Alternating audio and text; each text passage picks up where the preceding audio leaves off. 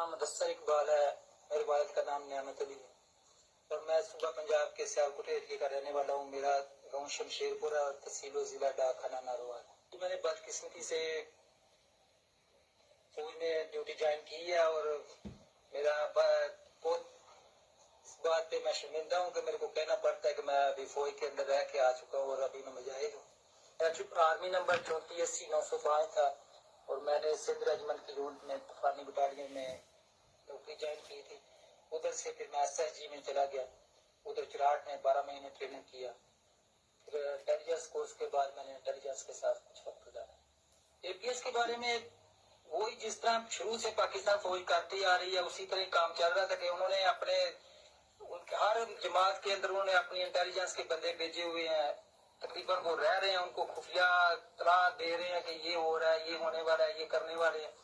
بس جو ہی یہ ادھر پہنچے ہیں تو یہ مشن ملا ہے 2 کمانڈو کو نا, تو ہم بھی اس میں بدقسمتی سے شامل تھے. اور جب ہم ادھر آئے بس وہ چند سے لوگ تھے.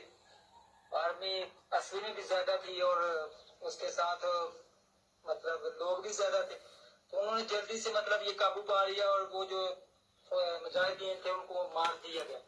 تو کچھ لوگ بھی بیچ میں بچ گئے, بچے بچے تھے. ہم کو یہ آرڈر ہمارا میجر تھا, میجر جواد صاحب تھے اس وقت, انہوں نے ہم کو یہ آرڈر دیا کہ آپ جو بچے بچے ہیں ان کو بھی نہ مار دو.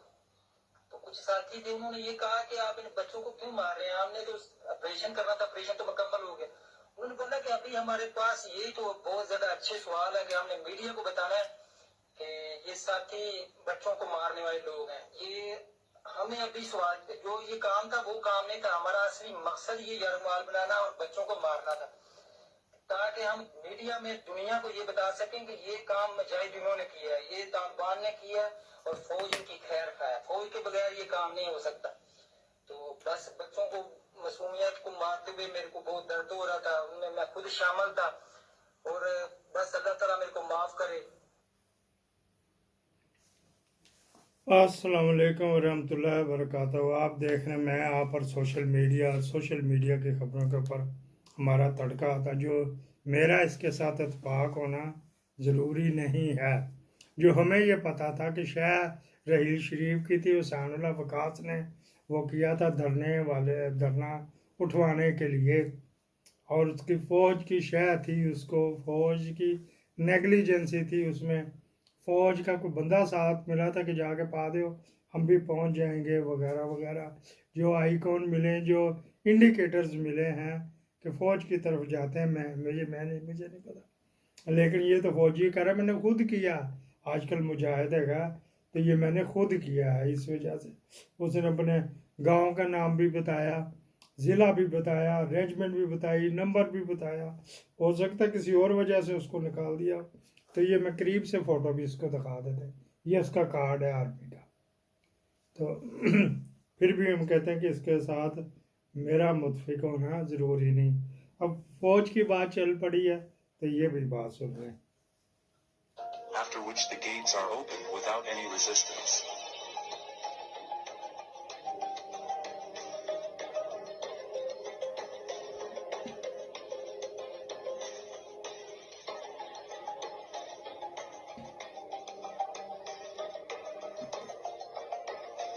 These two individuals are seen inviting the crowd inside the house.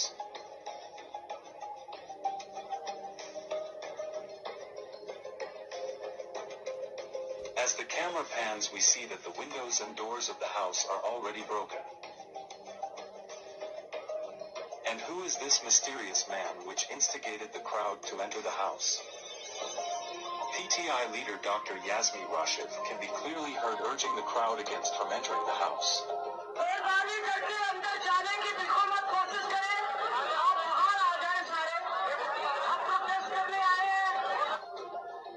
Then later at night the house was burnt down by mysterious individuals.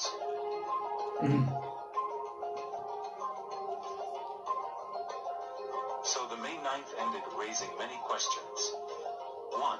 Why was the crowd not stopped at any of the checkpoints in the cantonment area? 2. Who ordered the removal of the multi-layered security detail from the Corps commander's house? 3. Why was there no response from Quick Response Force and Garrison Security Force despite the fact the Corps commander's house was under attack for many hours? And finally, and most importantly, who benefits from the chaos?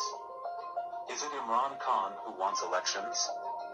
Or is it PDM government which is running away from elections? Clearly, there is enough evidence to suggest that May 9th was a false flag operation to create chaos and unleash massive crackdown on PTI workers, ban PTI, and delay elections indefinitely. It is clear that PDM government is the main beneficiary of May 9th incident.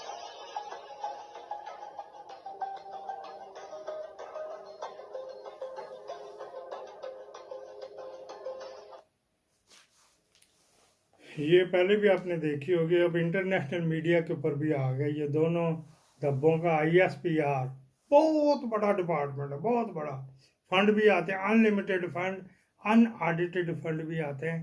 वो इसका जवाब नहीं दे पाते।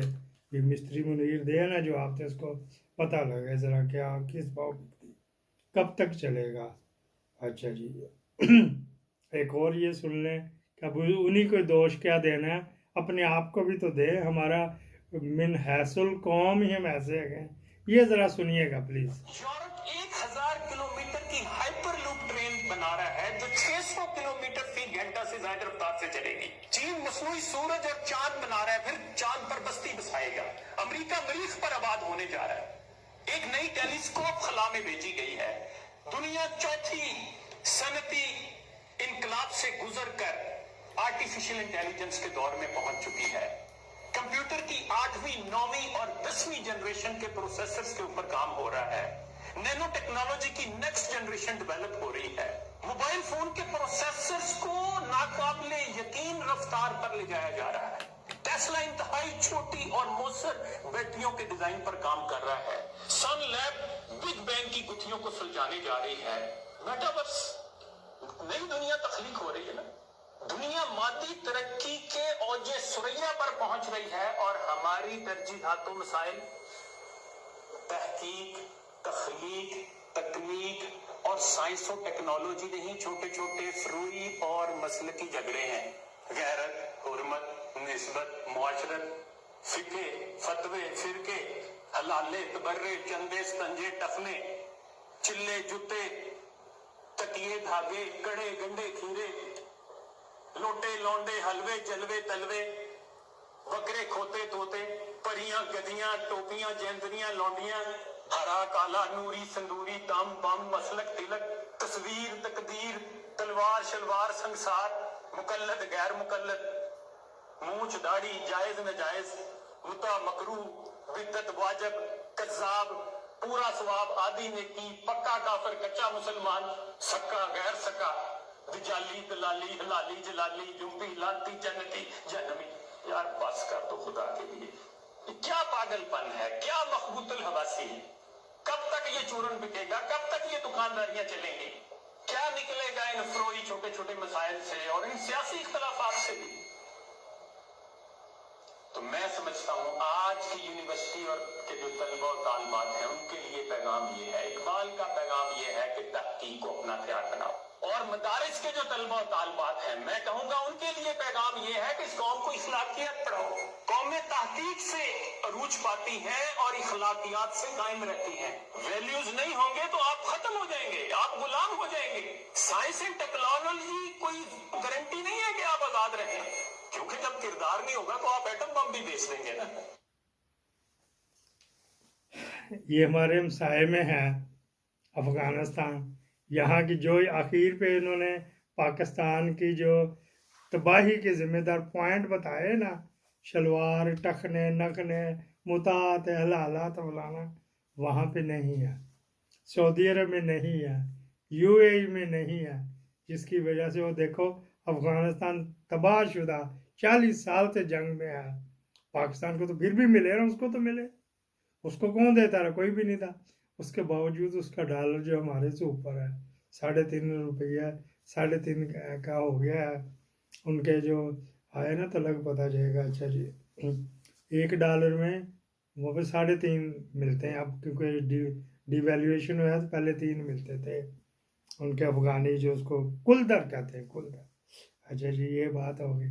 دوسری بات یہ کرنی تھی، وہ جو میں کہہ رہا تھا نا آپ کو، لال مسجد کی جو بچیوں کا، وہ ڈارک ویب پہ پڑی ہوئی ہیں، تحقیق کس طرح کہتا نہیں کہتے، لال مسجد میں نہیں ہوتی، کہیں نہ کہیں تو کوئی تو ان میں ایسا پلانٹ کیا ہوا نا انہوں نے، شاید مسعود سے پوچھو، اس کے پاس تو ہے کانٹیکٹ ہے، کوئی لنک لیا، باہر ہی فیس ہوتی، وہاں سے کوڈ اس کو دے دیا تو وہ کھول لیتے ہیں۔ اس کو میرے کو تھوڑی کوئی یہیں پہ کر لیں۔ اب آپ کو دیکھنا چاہیے کہ کیا کرنا ہے ہم نے اپنی اولادوں کو، انہیں جو اس نے اخیر کے اوپر 25-30 پوائنٹ بتائیں انہیں پہ رکھنا ہے، یا پھر آپ کی مرضی ہے۔ پاکستان زندہ باد۔